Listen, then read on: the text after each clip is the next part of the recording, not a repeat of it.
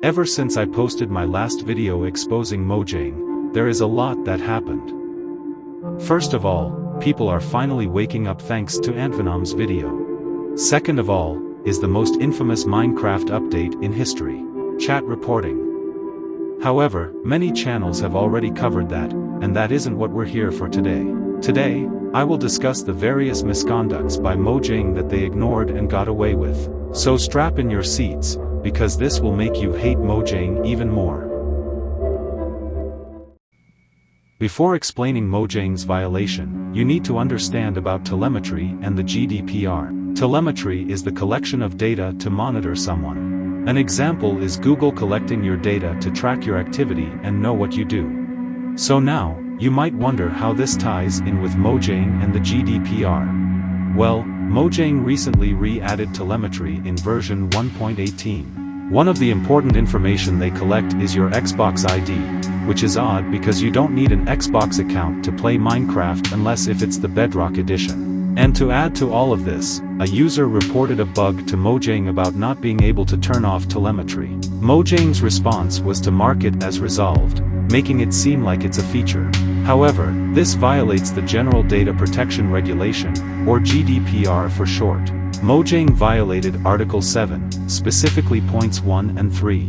Where processing is based on consent, the controller shall be able to demonstrate that the data subject has consented to processing of his or her personal data. But since Mojang never gave any consent form and just automatically turned it on as soon as you start the launcher, it's a violation of the GDPR. The data subject shall have the right to withdraw his or her consent at any time. The withdrawal of consent shall not affect the lawfulness of processing based on consent before its withdrawal. Prior to giving consent, the data subject shall be informed thereof. It shall be as easy to withdraw as to give consent. However, Mojang didn't add the ability to disable telemetry or enable it, as it's baked in the launcher. Therefore, that is another GDPR violation. As much as Mojang is violating the law already, this is just the tip of the iceberg. They have done far more sinister things that involves a certain edition of Minecraft being blacklisted. If you haven't watched the last video, I covered about how Mojang successfully censored the developer version of Minecraft by using fraudulent DMCA claims. Those versions were protected under NDA, so therefore, it is within their right to remove it. That is not true. In fact, YouTube copyright uses 1998 copyright law, so it doesn't provide any mechanisms to remove content under NDA. If the copyright strikes are true, then big YouTubers would make videos about it. That might be true, but Mojang can easily threaten big YouTubers like Element X to not make videos about the developer edition or the copyright. So anyways, as you know, Tantalus got striked for using a piece of music that Mojang didn't own, and it's time to refute Antvenom's points. Leap. In fairness to Mojang, Tantalus's video did explicitly provide a link to download Developer Edition, so I could understand why Mojang would want it taken down. Linking out to modern versions of Minecraft that circumvent Mojang's authentication is against their terms of service, and I can only imagine the internal contracts that Mojang might have in order to protect themselves here. There's one term that I can think of, and it's called an embargo. Unfortunately, he would be correct if there weren't many websites and videos distributing pirated Minecraft versions, and still remain up to this day. Now, there is nothing wrong about pirated Minecraft versions, but the fact that they can be used as an excuse for taking down Minecraft Developer Edition videos is very evil on Mojang's part.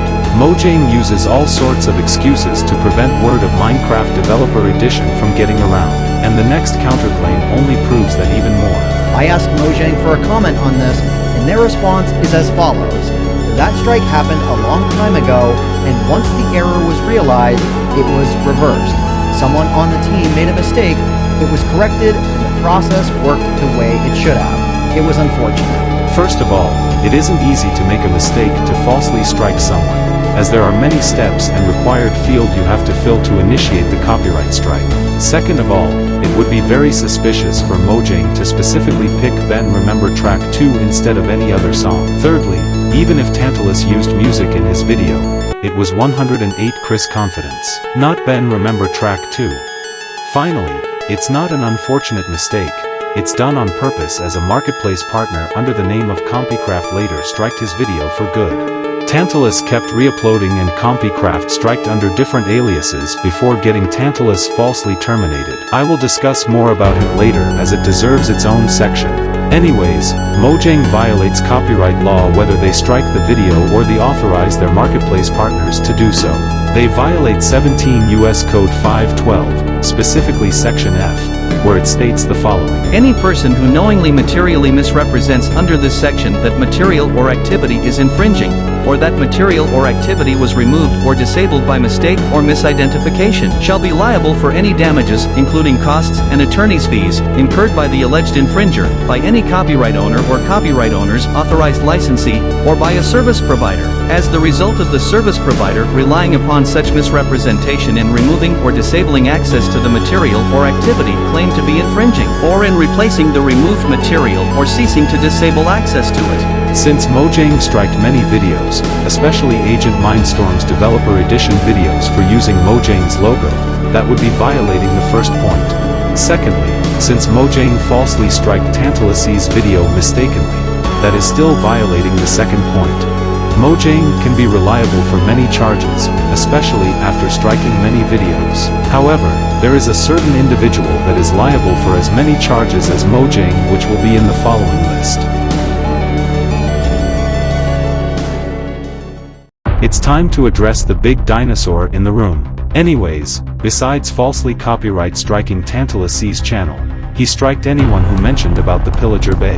And that also meant Tantalus as well, despite not mentioning about it in the video, where in the email, CompyCraft pretends to not care about Minecraft Developer Edition, but it later shows that he does. What is very funny is the fact that there were many cracked Minecraft websites, and Mr. Epic made a video on how cracked Minecraft was very successful. Some people may argue that the developer versions are unreleased, leaked versions of Minecraft, and that the provisions laid out in the EULA, account terms, privacy policy, and BAUG do not apply to them. However, the Minecraft EULA states, and so that we are crystal clear, the game, or what we have made, includes, but is not limited to, the client or the server software for a game that includes Minecraft and Minecraft Java Edition on all platforms. It also includes updates, patches, downloadable content, add-ons, or modified versions of a game, part of those things, or anything else we've made. This includes the developer editions as well, as they are modified versions of Minecraft, so it technically is allowed. This is just an excuse for Mojang to silence people who are playing their version that isn't supposed to be public. Furthermore, CompyCraft states that Tantalus included a link to his Discord server, which included a link to the developer editions. Using his own logic, it means that a video can be copyright stricken for including a link to the Wikipedia article of the Pirate Bay, which includes the link to the Pirate Bay itself. And even if CompyCraft was correct, the link would be in a pinned comment, which is separate from the video itself. Moving on, CompyCraft or his affiliate was responsible for striking my first video on the developer edition and used Mojang AB as the copyright name. You might be asking how I know this. The simple answer is the fact that CompyCraft used different aliases to strike Tantalus's videos. That means that Matthew J. Bradley and Happy Studios are his aliases. Even if CompyCraft denies it, ultimately, he is logically the only person who would really want those videos taken down, to fulfill his selfish desires. And to add salt to the wound, I exposed CompyCraft in a community post. He retaliated by saying that Tantalus was distributing illegal content and got striked by Microsoft. He also mentioned that the developer editions are illegal in the hands of the public. However, as soon as I refuted by exposing him even more, he shadow banned my account, which means that no one can see my comments on his channel. And speaking of comment sections, he has a filter and shadow bans people's comments for even mentioning about the developer editions, the Pillager Bay, or even his fiasco. Combining all of his actions makes him liable for charges related to violations of USC 17512. There are many people wondering why Mojang made the developer edition of Minecraft in the first place and why Mojang went so far to hide it. It's simple. it is because of how skilled the community is when it comes to making add-ons, maps, and texture packs. And for context, Mojang has a marketplace that virtually nobody uses, because Minecraft is a game where you can find many mods and maps that are made by the community. After all, the idea to create the marketplace is very questionable as it gained tons of backlash from many people. And because they weren't able to compete against the fans and gain less money, they decided to make the developer version of Minecraft to gain an unfair advantage over the community. You might be asking why CompyCraft is willing to strike the Minecraft Developer Edition videos and videos on the Pillager Bay. It's simple. He is a marketplace partner and wants to make as much money as possible. If the community gains access to these tools, the marketplace would simply be no use. Anyways, Mojang and CompyCraft can be liable for many legal charges, maybe as much as hundreds of thousands of dollars. And if they do not address the developer edition or the illegal censorship they do, the community will lose even more trust in them. So now you know about the unethical actions of Mojang and CompyCraft. Make sure to share this video, so that Mojang might apologize and redeem itself.